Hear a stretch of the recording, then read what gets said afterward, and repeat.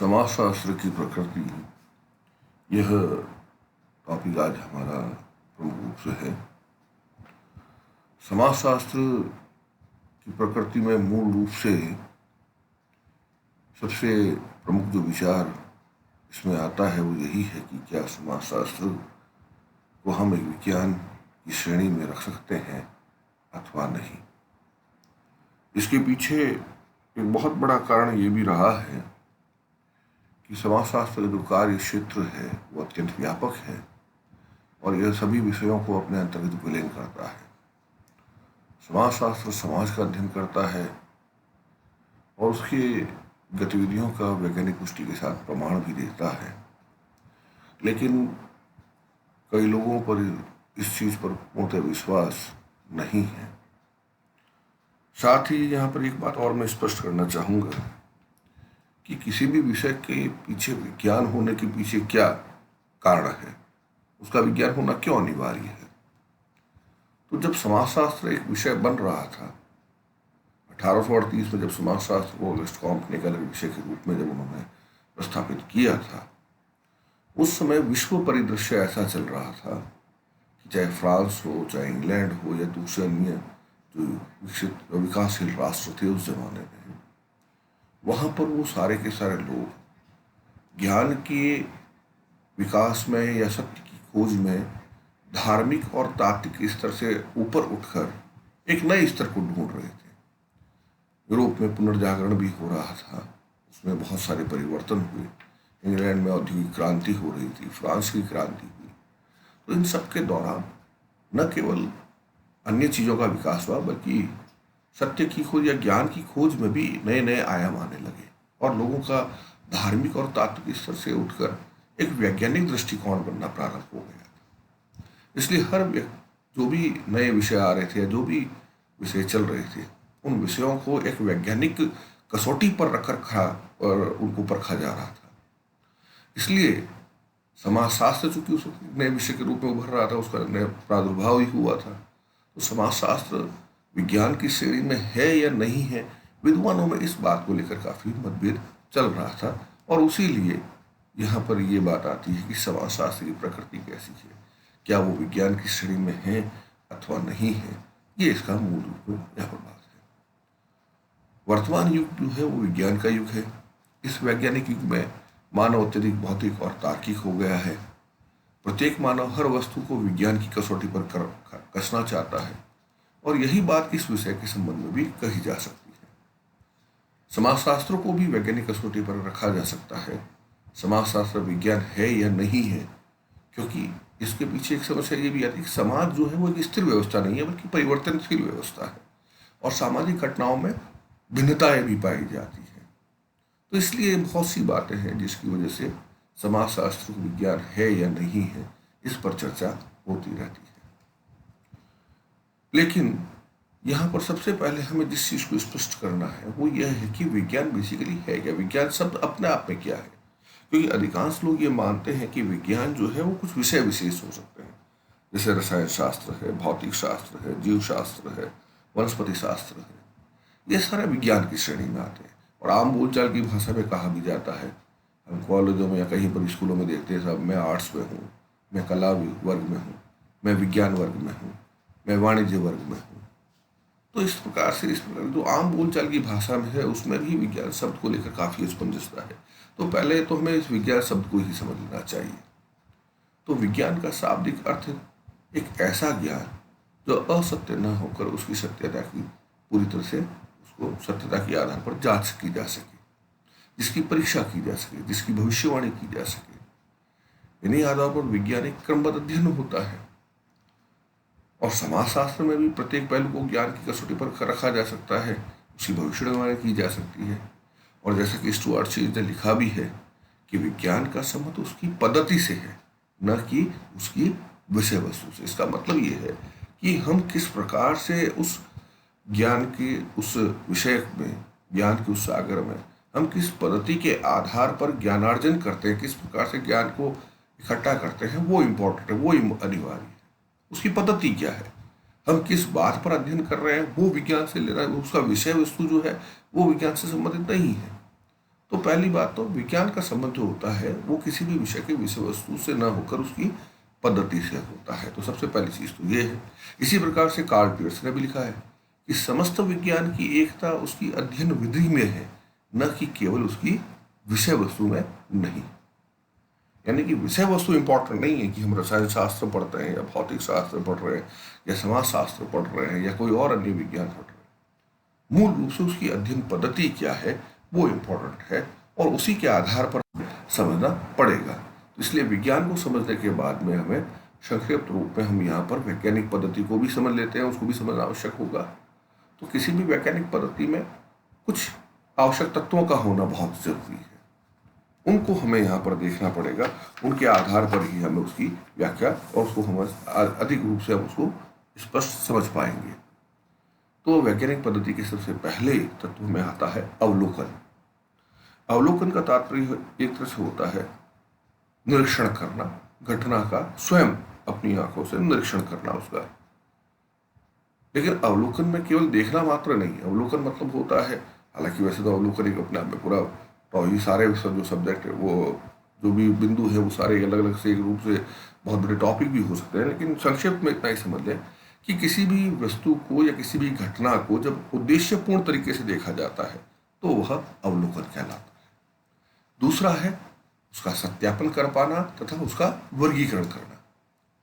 तीसरा सामान्यकरण। चौथा भविष्यवाणी की क्षमता। पांचवा वैज्ञानिक प्रवृत्ति। अब वैज्ञानिक प्रवृत्ति अपने आप में है क्या? वैज्ञानिक प्रवृत्ति में सबसे पहली जो चीज आती है वह होता है वस्तुनिष्ठता। वस्तुनिष्ठता का मतलब होता है ऑब्जेक्टिविटी होना, यानी कि जो जैसा है उसको वैसा ही कहना, उसको वैसा ही देखना।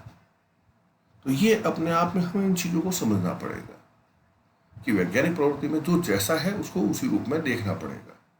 और यही वस्तुनिष्ठता जो है, कई बार जब जो लोग समाजशास्त्र और विज्ञान नहीं मानते हैं वो जब आरोप लगाते हैं तो इसमें वस्तुनिष्ठता का अभाव अपने आप में एक बहुत बड़ा बिंदु बनता है। लेकिन वस्तुनिष्ठता धैर्य, परिश्रम, जिज्ञासा की प्रवृत्ति और रचनात्मक विचार शक्ति, ये सारी वो चीजें हैं जो वैज्ञानिक किसी भी वैज्ञानिक पद्धति में होनी बहुत अनिवार्य है। उसके बगैर हम पूरी तरह से वैज्ञानिक पद्धति को सही रूप में लागू नहीं कर पाएंगे। तो इन सब बिंदुओं पर हमें ध्यान देना होगा। अब इन सभी बिंदुओं पर जब हमने देखा है, चाहे वो अवलोकन हो, चाहे सत्यापन या वर्गीकरण हो, यानी कि जो भी अध्ययन के दौरान हमें जो तथ्य प्राप्त होते हैं उनका सत्यापन हम कर पाए, उनके विभिन्न अलग अलग वर्गों में बांट सकें, उनका जनरलाइजेशन यानी सामान्यकरण उसका हम कर पाए, सामान्य नियम जो है वो देख पाए, इसी आधार पर भविष्यवाणी कर सके, और बाकी सारी चीज़ें वैज्ञानिक प्रवृत्ति तो अभी मैंने बात की थी, वस्तुनिष्ठता, परिश्रम, धैर्य, जिज्ञासा की प्रवृत्ति, रचनात्मक विचार शक्ति इत्यादि ये सभी होना अनिवार्य है। तो इस रूप में अगर हम देखें तो ये एक वैज्ञानिक पद्धति के आवश्यक तत्व है। अब हम ये देखते हैं यहाँ पर कि समाजशास्त्र क्या एक विज्ञान है क्या?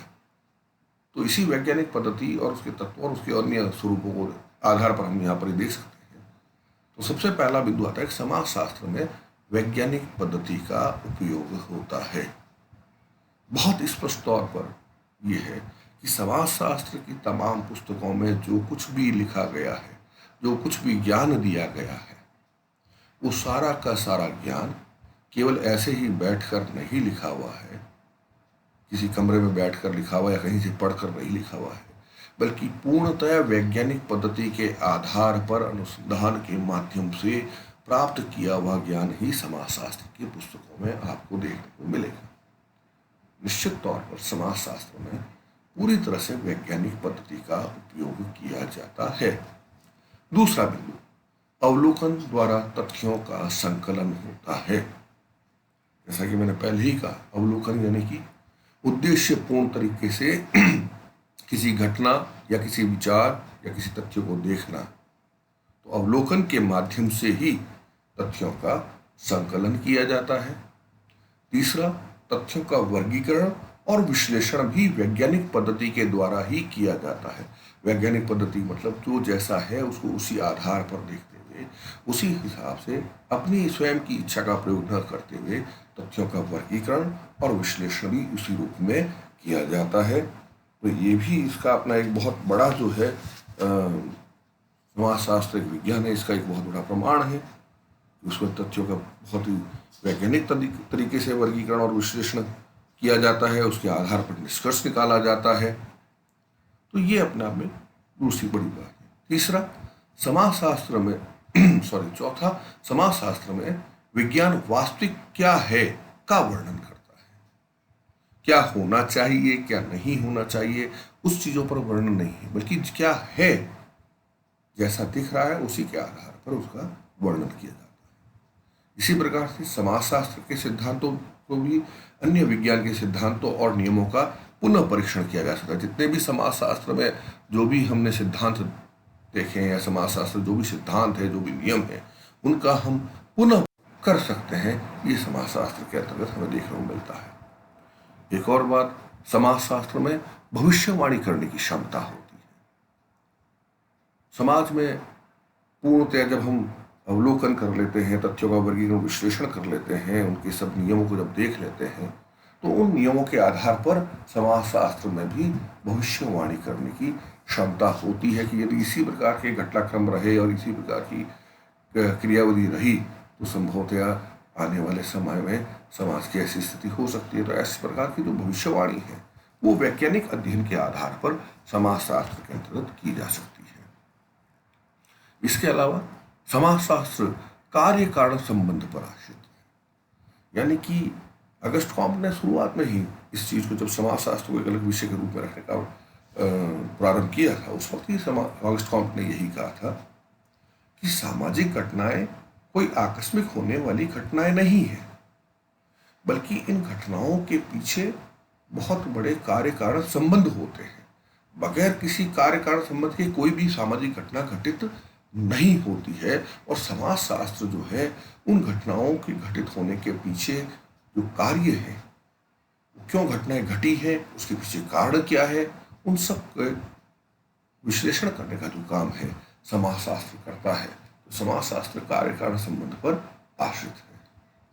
तो ये सब वो बिंदु है जिसके आधार पर हम ये कह सकते हैं कि समाजशास्त्र जो है वो एक विज्ञान की श्रेणी में आने वाला शास्त्र है। लेकिन फिर भी बहुत से ऐसे लोग हैं जो समाजशास्त्र को विज्ञान मानने में कुछ अपनी आपत्तियां देते हैं, अपनी कुछ उसमें ऑब्जेक्शन उनको होता है। उनके जो प्रमुख बिंदु है, उन बिंदुओं में सबसे पहला बिंदु है सामाजिक घटनाओं की जटिलता।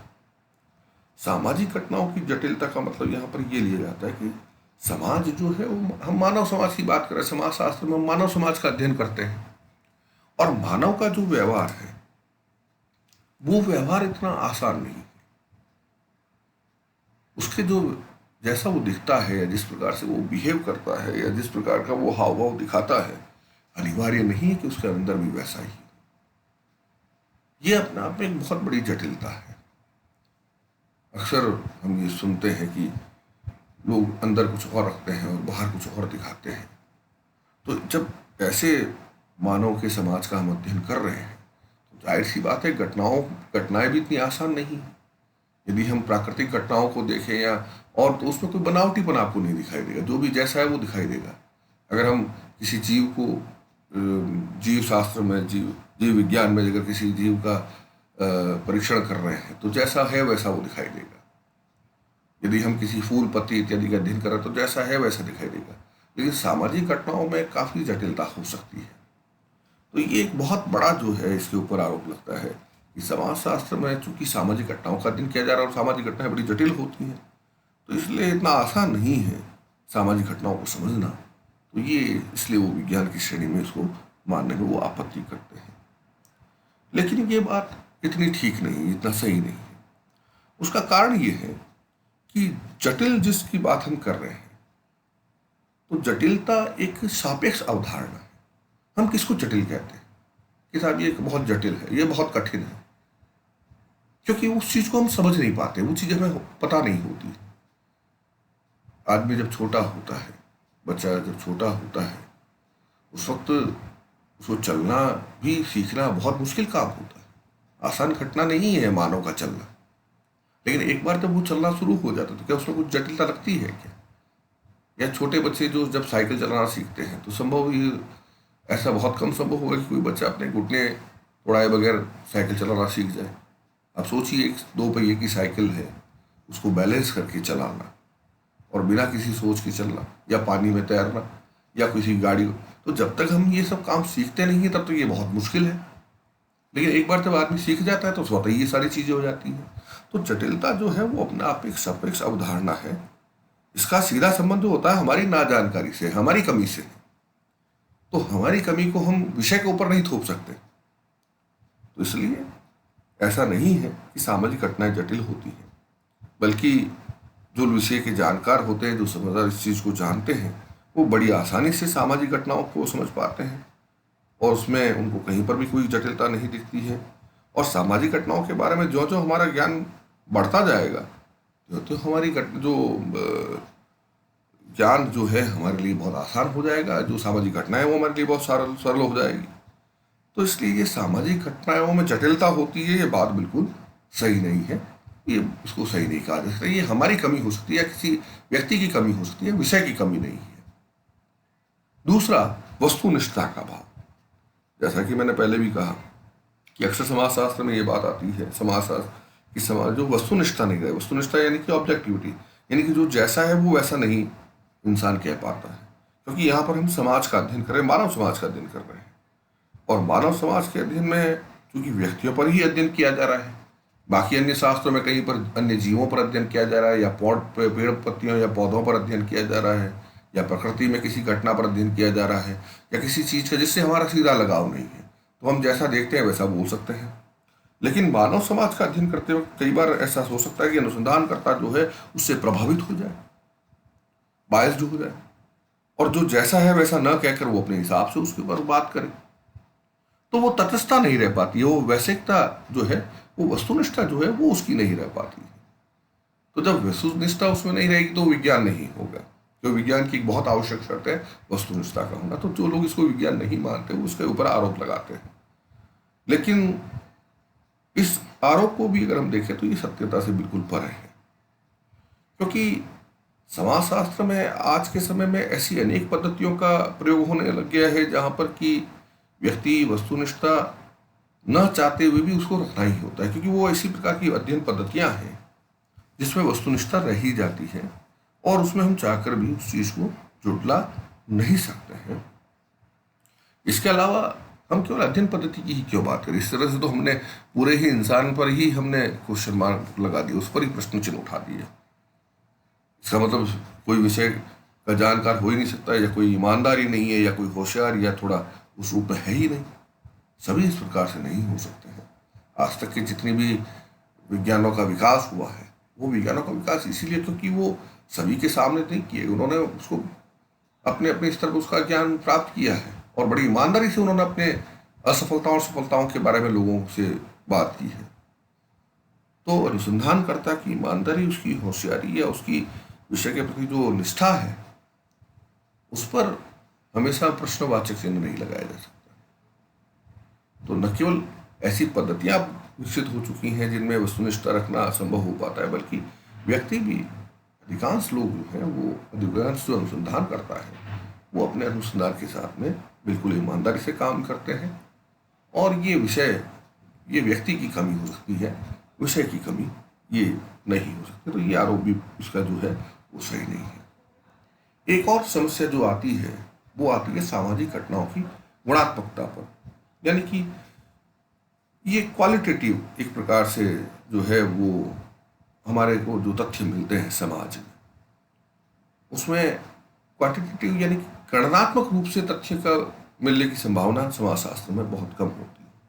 जैसे अगर हम बात करें, मैं इसको और स्पष्ट रूप में समझाऊं तो गुणात्मक इस रूप में कि मुझे ये घटना बहुत अच्छी नहीं हुई या ये घटना बहुत अच्छी हुई है, ये जो अच्छा होना है या अच्छा नहीं होना है, बुरा होना है, आज मैं बहुत खुश हूँ, आज मैं बहुत नाराज हूँ, तो ये बहुत खुश होना, बहुत नाराज होना बहुत सही नहीं है, गलत है, ये सब बातें गुणात्मक बातें हैं। इनका कोई निश्चित माप नहीं है। समय के साथ में और किसी वजह से अगर हम ये बात एक सामान्य बात में कहूँ कि आज मैंने एक बहुत लंबा सांप देखा, दूसरा कहेगा मैंने उससे भी बहुत, अरे आपने क्या देखा, मैंने उससे भी ज़्यादा लंबा सांप देखा, तो ये गुणात्मक बात हो गई। इसकी जगह अगर ये कहा जाए कि मैंने 5 फीट लंबा सांप देखा या मैंने 6 फीट लंबा सांप देखा, तो 5 फीट या 6 फीट आप कहीं पर भी चले जाएंगे वो 5 फीट और 6 फीट ही रहेगा। तो एकदम स्पष्टता नहीं है उसमें, गुणात्मकता उसमें ज़्यादा रहती है समाजशास्त्रीय अध्ययन में, तो उसका कोई माप नहीं लिया जा सकता। ये कई लोग जो है ऐसा मानते हैं जो समाजशास्त्र को विज्ञान कहने में आपत्ति लेते हैं। लेकिन ये भी बात जो है वो पूरी तरह से अगर हम मूल्यांकन करें इसका तो ये सही नहीं है, क्योंकि कई जगहों पर हम देखते हैं कि ये सारा जो घटनाक्रम है वो बिल्कुल सही रूप में हमें देखने को मिलता है। और अब तो ऐसी कई पद्धतियां उपलब्ध हैं हमारे समाजशास्त्र में भी, जिसमें कि हम गुणात्मक तथ्यों को गणनात्मक रूप से उसको हम प्रयोग में कर सकते हैं। यहाँ तक कि अब तो सांख्यिकी का प्रयोग भी समाजशास्त्र के अध्ययनों में किया जाता है, तो गुणात्मक तथ्यों को हम गणनात्मक तथ्यों में तब्दील बड़े आराम से कर सकते हैं। तो ये भी इसका एक बहुत बड़ा जो है इशू नहीं है, ये भी जो मिथ्या एक तरह से आरोप है। अब ये समय वैसा नहीं रहा है, तो काफी कुछ परिवर्तन आ चुका है। इसी प्रकार से एक और आता है समाजशास्त्र में प्रयोगशाला का अभाव। अब प्रयोगशाला का मतलब क्या है? केवल दीवार और छत से बनी ही प्रयोगशाला का होना अनिवार्य है? किसी भी अनुसंधान के लिए ये कोई अनिवार्य शर्त नहीं है कि उसका विषय होने का विज्ञान होने के लिए उसका अपनी लैब होनी जरूरी है। और अगर हम लैब की बात कर भी लें कि नहीं लैब होनी चाहिए, तो ये समाज हमारी लैब है। वैसे अगर हम बात करें तो जब सबसे पहले किसी व्यक्ति ने, विद्वान ने, न्यूटन जिसकी हम बात करते हैं हमेशा, उसके बहुत से प्रयोगों पर भी हम बात करते हैं, तो जब उसने उस विज्ञान की खोज की थी तो उस वक्त वो कहाँ था? वो एक बगीचे में बैठा था पेड़ के नीचे, और ऊपर से एक फल गिरता है और उसको एकदम से दिमाग में आया कि ये फल जो है वो ऊपर की जगह नीचे की तरफ क्यों आया। ये उसकी प्रारंभिक खोज थी। ये प्रयोगशाला में नहीं हुआ था। इसी प्रकार से गैलीलियो, आर्किमिडीज, जेम्स वॉट, ये सारे जिन्होंने अपने जहां पर भी इनकी प्रारंभिक जो विचार आए, जहां पर इन्होंने अपने नियमों को प्रतिपादित किया, वो किसी लैब में बैठकर, प्रयोगशाला में बैठकर उन्होंने ये काम नहीं किया। तो इसलिए प्रयोगशाला का मतलब हम ये मान लें कि 4 दीवारी में ही होने वाले प्रयोग। तो समाजशास्त्र में अब ऐसे भी प्रयोग होने लगे हैं जो नियंत्रित रूप से प्रयोग 4 दीवारी के अंदर होते हैं, और वैसे ये पूरी समाज हमारी प्रयोगशाला है और इसी प्रयोगशाला के आधार पर हम अपने अध्ययन करते हैं। तो प्रयोगशाला का अभाव होना ये भी कोई उचित कारण नहीं है कि इसको समाजशास्त्र को विज्ञान नहीं माना जाए।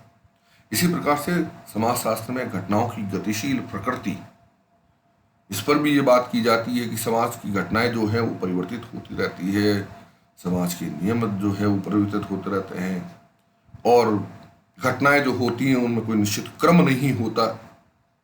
प्राकृतिक घटनाओं की तरह कभी उसके एक निश्चित नियम नहीं होते, और ये सारी चीजें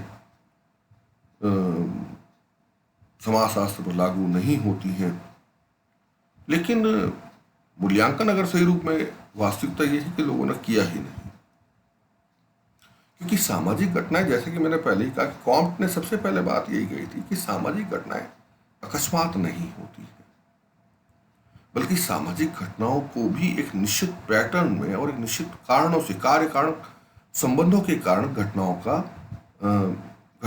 है, घटनाएं घटित होती हैं, और उनकी प्रकृति जो गतिशील प्रकृति है उसमें भी एक निश्चित पैटर्न होगा, उसके भी निश्चित नियम होते हैं, तरीके होते हैं।